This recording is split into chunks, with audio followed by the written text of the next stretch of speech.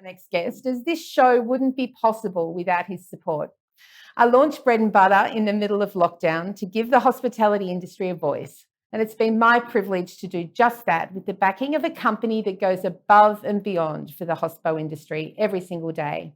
I'm talking about Hungry Hungry, and it's my pleasure to welcome the company's co-founder, Mark Calabro, to this studio. Welcome to the studio. Now, I haven't had a sip of this, so here you go. Oh. Welcome, Champagne Breakfast. Thank you. Great to be here, Wendy. And I'd be lying if I said I wouldn't dive into a bottle of champagne right now. Well, the show's nearly cooked, so yes. let's see how we go after that. Indeed. So thank you for coming into the studio. I've been intrigued and amazed at how Hospo has basically embraced everything tech. They've had to a large degree.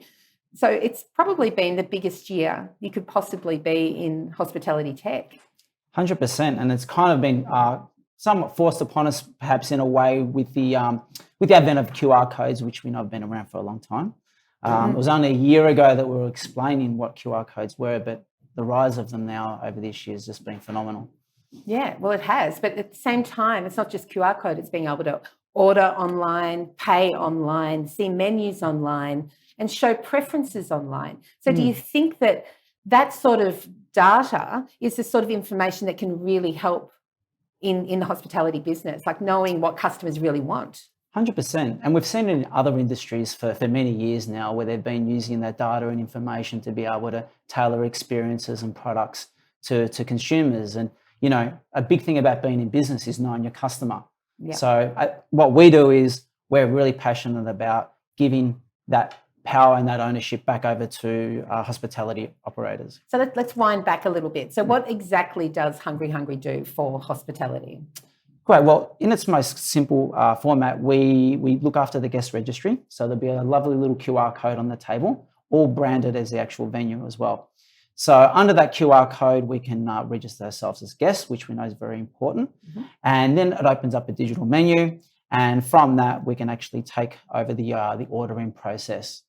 That's in its current state, but what we've got in 2021 and beyond is much more exciting again. Oh, come on, spill. Okay, so a couple of little things, and these are things that we've been talking about for a long time, which we're very passionate about, and that is tailoring personal experiences behind the technology. So things like curated menus, so that, you know, for most people when they go into a cafe, restaurant, and bar, we generally order the same things. So if we can produce 5 or 6 items that we think that you're going to love, well, that's better than showing 20 or 30 items and saving people the time to have to scroll through the menu and do things like that. And equally for drinks. Some people love champagne. I love champagne. Not so much on the scotches. So if I'm going to see a bit of a wine list, I'm probably going to go more for the gin, champagne, or a Negroni, especially at this time of the year. So in the same way that Facebook understands your algorithm and shows up things that you're interested in, we could see a time where menus are actually that up food and drink that you want. Absolutely. And it's all under the umbrella of making it for a better experience and really giving hospitality owners those controls as well. So rather than taking that away from them, we want to empower them with features and functionality that really bolster our platform and make it a really valuable technology piece in the restaurant. Well, we've just heard from Loran about the value of being gluten, nut and dairy free and how that's going off like a frog in a sock. You've always got someone with an allergy of some or an intolerance of some description at every table. Could this be the answer to that? Like that, you know, press the button. I'm intolerant to barley. Yep. All of a sudden, all the ingredients are known, so they see everything that they're allowed to eat. Especially in, I know from experience this week where I booked a dinner for 12 people at Supernormal it was. And, you know, in the lead up, there's a lot of back and forth emails, dietary requirements.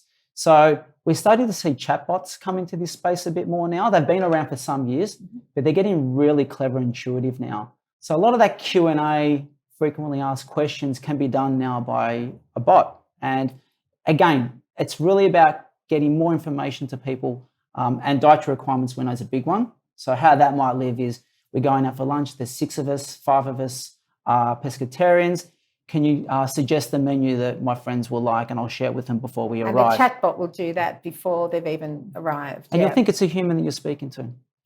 And then the humans that are at the restaurant have more time and energy to actually be of good service. 100%. Yeah. And we've seen that already, like taking away from those little admin tasks So staff can actually engage in more high-value conversations with guests rather than going around and just taking the orders and punching them into the POS. Well, it's exciting times, and there have been so many silver linings out of COVID, including having a business relationship with you. So thank you so much for everything you've How done. good is it to see venues back open and the It's sun shining fantastic. outside? It's It's wonderful. an amazing thing. So It is. thanks again. We'll have a quick go. We've got some beautiful cakes to try and some champagne to have after the show. Thanks for coming in. Thank you.